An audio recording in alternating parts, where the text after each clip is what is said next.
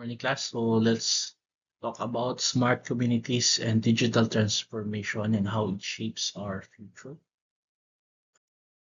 So good morning, everyone. So today we're going to explore a fascinating topic, which is smart communities and digital transformation. Imagine a community that works smarter, not harder, thanks to technology. That's essentially what a smart community is. It's about using innovative solutions to make life better for everyone living there. Think about how we use our smartphones every day to connect, find information, and manage our lives. Smart communities apply similar principles to a much larger scale, focusing on things like transportation, energy, public safety, and citizen services. Now, how do communities become smart? It's through a process called digital transformation. This isn't just about buying new gadgets, it's a deeper change. It's about fundamentally altering how things are done, from government services to how we interact with our local environment. Think about how online banking has transformed the way we manage our money, or how e-commerce has changed shopping. Digital transformation aims to achieve similar improvements in our communities, making services more accessible, efficient, and user-friendly. So when we talk about smart communities in a city setting, we often use the term smart cities. These are our large urban centers that are actively using technology to tackle the unique challenges that come with dense populations. Think about traffic jams we sometimes experience or the need for efficient waste management. Smart cities are designed to address these issues head on. They're about creating vibrant, efficient, and environmentally friendly places to live, work, and play. So let's dive into some specific examples with smart cities. One major area is smart mobility. Have you ever been stuck in traffic and you wish there was a way to make it flow better? Smart cities use technology to do just that. Imagine traffic lights that adjust based on real-time traffic flow, or apps that tell you exactly when the next bus will arrive. The ultimate goal is to make getting around easier, faster, and cleaner. Another crucial aspect is smart energy and environment. We all use electricity and water, and smart cities aim to manage these resources much more efficiently. Think of a smart grid that you balance energy supply and demand, preventing blackouts and reducing our reliance on fossil fuels. We also use sensors to monitor the quality of the air we breathe and the water we drink, ensuring a healthier environment for everyone. Smart cities also focus on public safety and governance. This involves using technology to make our communities safer and to make government services more accessible. For instance, smart streetlights might have built-in cameras that can help monitor public spaces. More importantly, governments can use digital platforms to make it easier for you to report issues, provide feedback, and access information about public services. This fosters a more responsive and accountable government. Now let's talk about a specific technology that is fundamental to smart communities. The Geographic Information Systems, or GIS. Think of GIS as a super-powered map, but it's more than just a flat drawing. GIS allows us to layer different types of information. like population density, land use, infrastructure, and even environmental factors onto a map. This helps us see patterns, understand relationships, and make much more better decisions about how we plan and develop our communities. So how exactly is GIS used in planning? So planners can use GIS to map out existing land uses, understand where people live, and identify areas that are best suited for new schools, parks, or housing developments. They can even use it to simulate what might happen if a new road is built or a new building is constructed, helping them anticipate potential problems and make more informed choices. GIS is also incredibly vital for disaster management. Imagine a typhoon or an earthquake. GIS can help us identify which areas are most at risk, map out safe evacuation routes, and quickly assess the damage after an event.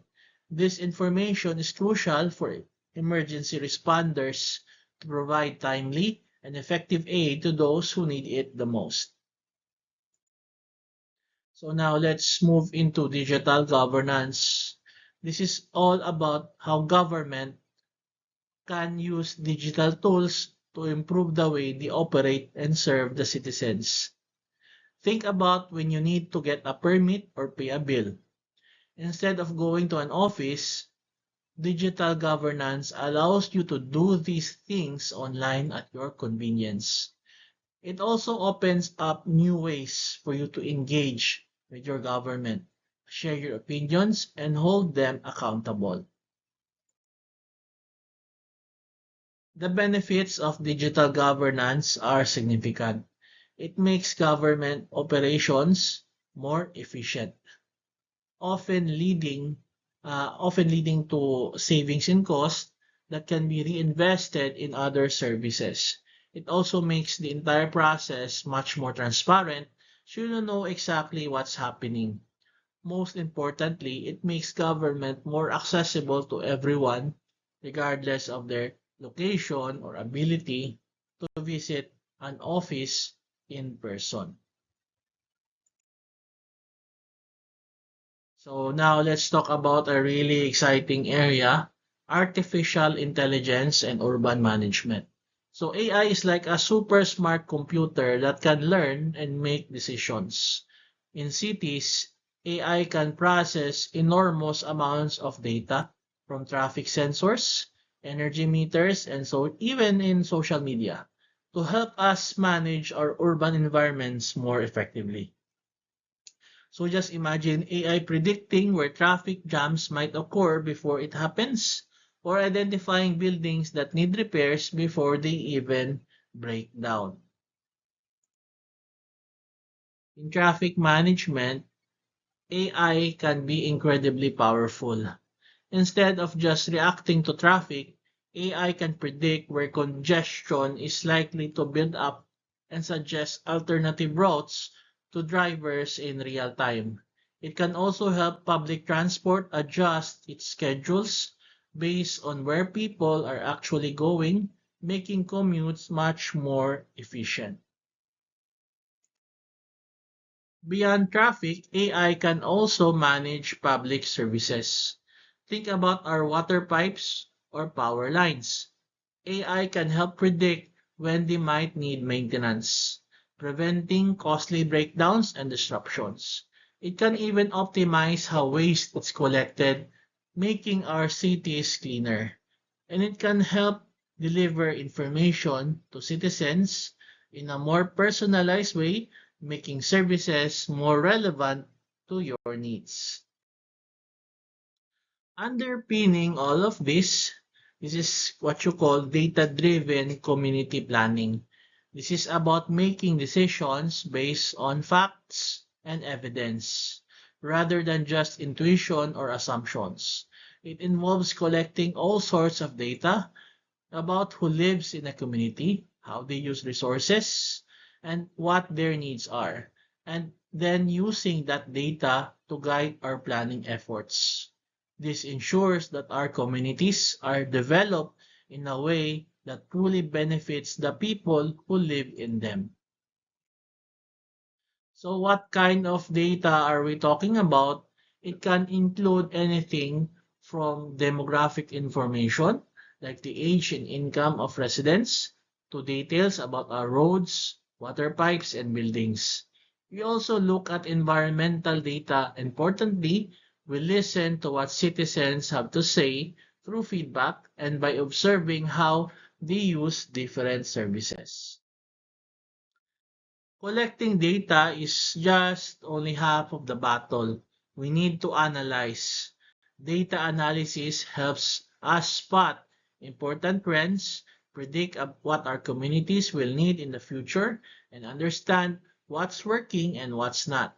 This allows us to make sure we're using our limited resources in the most effective way possible. Now, building smart communities isn't without challenges. There's the cost of implementing new technologies, and it's incredibly important to protect people's privacy and the security of their data.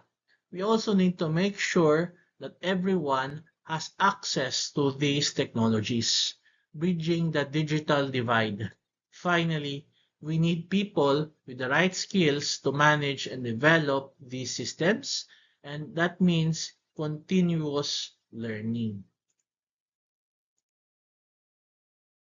So what does this all mean for you?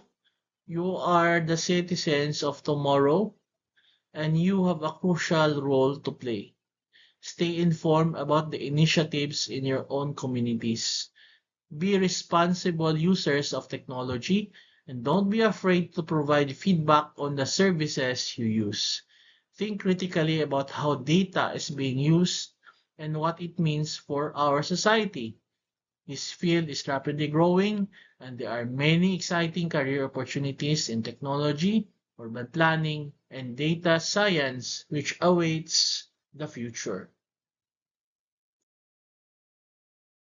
So, in conclusion, class, smart communities and digital transformation are not just buzzwords.